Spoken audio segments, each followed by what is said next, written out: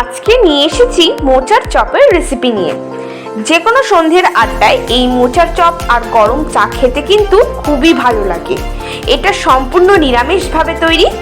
আসুন দেখে নেওয়া যাক আমার আজকের এই ভিডিওটি। মোচার চপ তৈরি করবার জন্য সবার প্রথমে আমি কড়াইতে দিয়ে দিয়েছি সর্ষের তেল। তেল গরম হয়ে গেছে। তেলের উপরে দিয়ে দিচ্ছি 1 টেবিলস্পুন আদা ও কাঁচা লঙ্কা পেস্ট।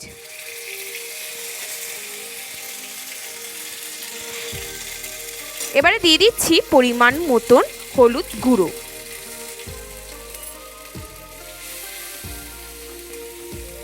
আর দিয়ে দিচ্ছি পরিমাণ মতন নুন।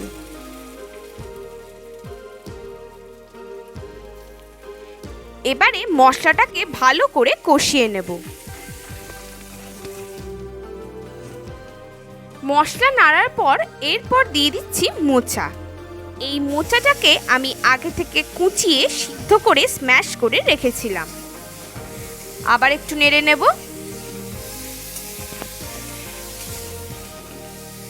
এরপর এর উপরে দিয়ে দেব আলু। আলুটাকে আমি আগে থেকে সিদ্ধ করে স্ম্যাশ করে রেখেছিলাম।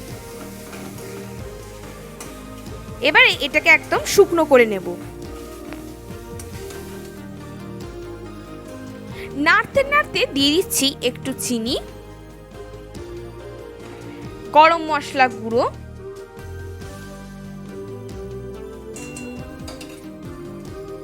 আর দিয়ে দেব রোস্টেড জিরের গুঁড়ো।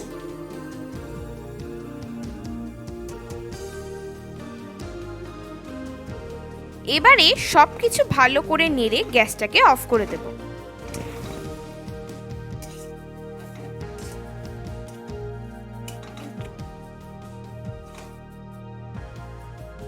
এবারে একটা ব্যাটার তৈরি করব। তার জন্য একটা পাত্রের মধ্যে নিয়ে নিচ্ছি বেসন, হলুদ গুঁড়ো, লঙ্কা গুঁড়ো, পরিমাণ মতো নুন, আর দিচ্ছি 1 চিমটে বেকিং সোডা।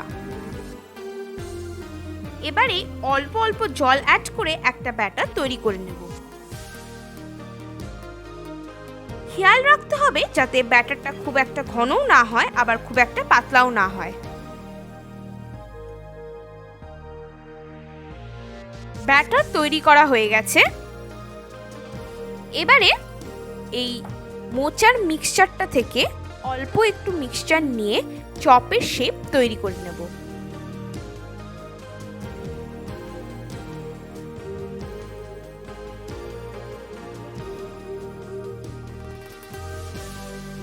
তারপর একটা প্লেটের মধ্যে আমি এরকম বেসন ছড়িয়ে এই চপটাকে রেখে দেব।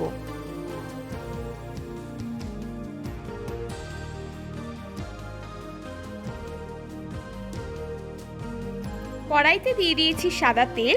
তেল গরম হয়ে গেছে। এবারে চপগুলোকে আমি ব্যাটারের মধ্যে চুবিয়ে চুবিয়ে ভেজে নেব।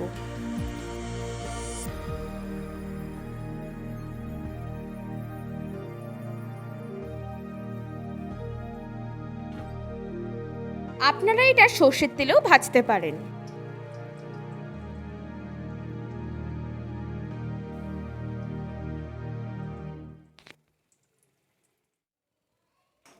ভাজা হয়ে গেছে। এবারে এটাকে তুলে নেব।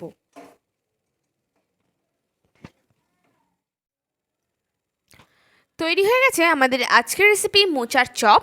এটা আপনারা অবশ্যই বাড়িতে ট্রাই করবেন এবং আমাকে কমেন্ট বক্সে কমেন্ট করে জানাবেন কেমন লাগলো। ধন্যবাদ।